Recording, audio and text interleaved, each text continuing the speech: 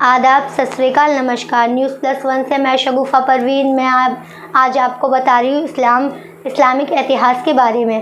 حضرت ہود علیہ السلام۔ اللہ تعالیٰ نے حضرت ہود علیہ السلام کو عاد قوم پر بھیجا۔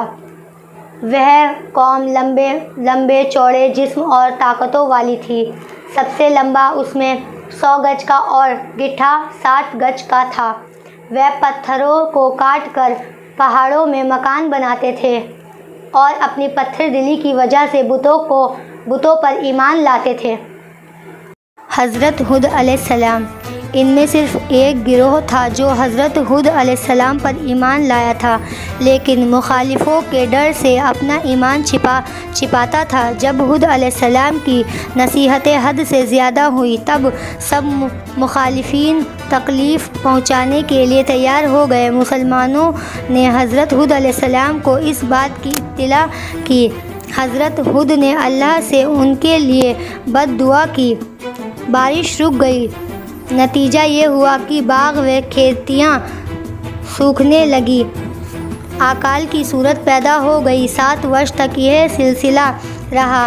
لوگ مرے، بھوک اور پیاس کے پریشان ہو گئے۔ حضرت ہود علیہ السلام نے بڑی محبت سے کہا کہ ایمان لاؤ اور اپنے آپ کو دوزخ کی آگ سے بچاؤ۔ یہ سب آفتیں کفر کی وجہ سے تم سب پر آئی ہیں، جس کی اصل وجہ خدا کا انکار اور ان کی عبادت نہ کرنا ہے۔ کفر کرنے والوں کی سمت ہی تھی کہ انہوں نے ان باتوں کو جھوٹا جانا اور اپنے کفر پر جمے رہے اور حضرت ہود علیہ السلام کے ساتھ بے ادبی سے پیش آتے رہے۔ وہ یہی کہتے تھے کہ اے ہود، ہم تیرے کہنے سے اپنے بتوں کو نہ چھوڑیں گے اور اپنے دھرم سے منہ نہ موڑیں گے۔ اس زمانے میں رسم تھی کہ جن پر بڑی کٹھنائی آتی یا سامنے بڑی مہم ہوتی تو مکہ کے حرم میں جا کر اللہ سے دعا کرتے تھے اور دعا ان کی قبول ہوتی تھی۔ ان دنوں مکہ میں عاد قوم کے علاوہ عمالقہ قوم بھی رہی تھی۔ اس قوم کو مکہ کی سرداری حاصل تھی۔ جب قوم عاد کے لوگ ان مصیبتوں کے شکار ہوئے تو سرداروں میں سے 70 آدمی وہاں جانے کو تیار ہوئے۔ پوری قوم نے ان کو یہ نصیحت کی کہ مکہ میں جا کر بارش کی دعا مانگے۔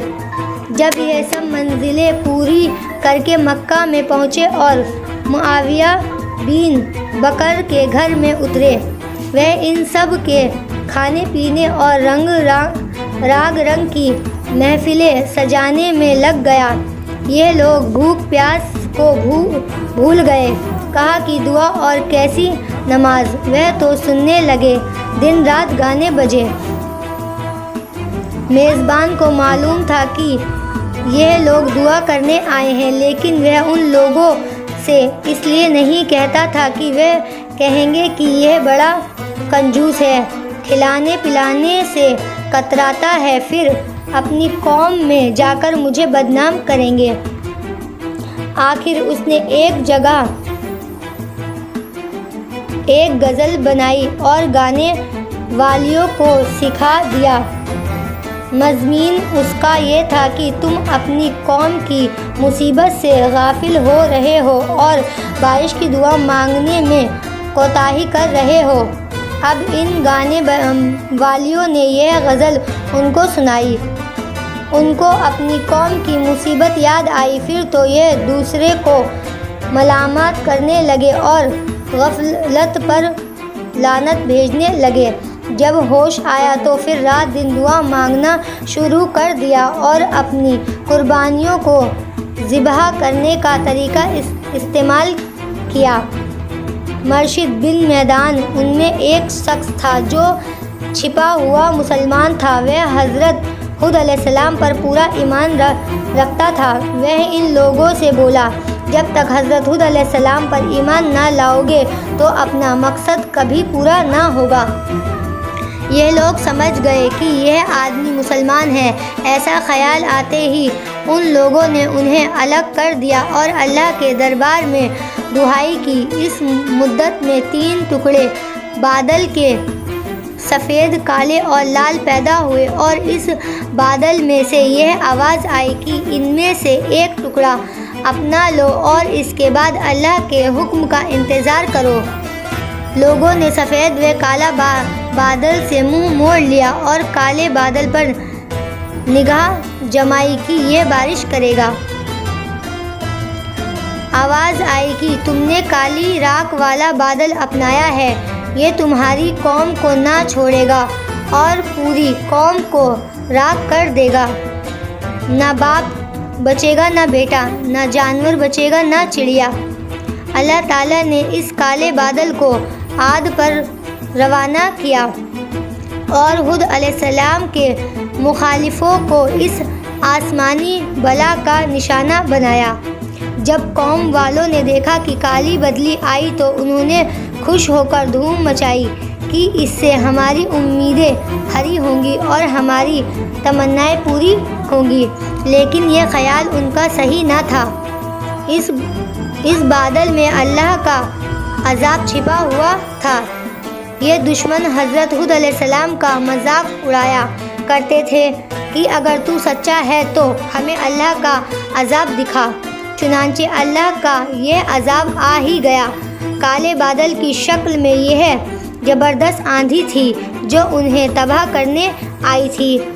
جب حضرت ہود علیہ السلام نے دیکھا کہ اللہ اب اس قوم کو تباہ ہی کر دے گا اور عذاب آ چکا ہے، تو اللہ کے حکم کے مطابق 4000 ایمان والوں کو ساتھ لیا اور باہر نکل آئے۔ ایمان والوں سے بولے کہ یہ ریکھا جو میں نے اپنی انگلی سے گول گول بنائی ہے اور اللہ کے حکم سے تجھ کو اس میں بٹھایا ہے، تو جو اس میں رہے گا اس عذاب کی آندھی سے بچا رہے گا۔ قوم والے بھی اس مصیبت کو تماشا سمجھ کر جمع ہوئے اور اپنے بال بچوں کو بھی ساتھ لائے۔ اتنے میں آندھی کے تیز جھونکے چلنے لگے۔ یہ جھونکے اتنے تیز تھے کہ ان کے مردوں، عورتوں اور جانوروں کو اڑانا شروع کر دیا۔ وہ کنکریوں کی طرح ادھر سے ادھر گرنے لگے، گھائل ہونے لگے، جانے لگی۔ یہ صورت دیکھ کر قوم کے لوگ گھروں کی طرف بھاگے، لیکن اس آندھی طوفان میں گھر ہی کہاں بچے تھے۔ چھتیں اڑ گئی، دیواریں گر پڑی، جس سے بہت سے لوگ دب کر مر گئے۔ غرض یہ کہ اس میں سے کسی کی جان بچ نہ سکی۔ وہ سب دب کر ٹکرا کر ہلاک ہو گئے۔ 7 دن تک یہ سلسلہ چلتا رہا۔ جب آندھی کے جھونکے رکے تو معلوم ہوا کہ پوری آبادی تلپٹ پڑی ہے۔ صرف وہی لوگ بچے تھے جو ایمان والے تھے، اس لیے کہ آندھی ان تک آتے آتے ٹھنڈی ہوا بن جاتی تھی۔ اس طرح قوم عاد اللہ کے غضب کی شکار ہوئی۔ ان کے عالی شان مکان اور ہرے بھرے باغ سب تباہ ہو گئے۔ حضرت ہود علیہ السلام شانت ہونے کے بعد اپنے ساتھیوں کے ساتھ باہر آئے اور نئے سرے سے ایک طرف اپنے مکان بنا کر رہنے سہنے لگے۔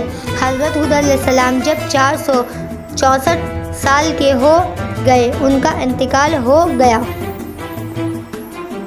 ہمارے چینل کو لائک کریں، شیئر کریں، سبسکرائب کریں اور بیل آئیکن کی گھنٹی کو دبانا نہ بھولیں تاکہ ہماری آنے والی سبھی نوٹیفیکیشن آپ کو ملتی رہیں۔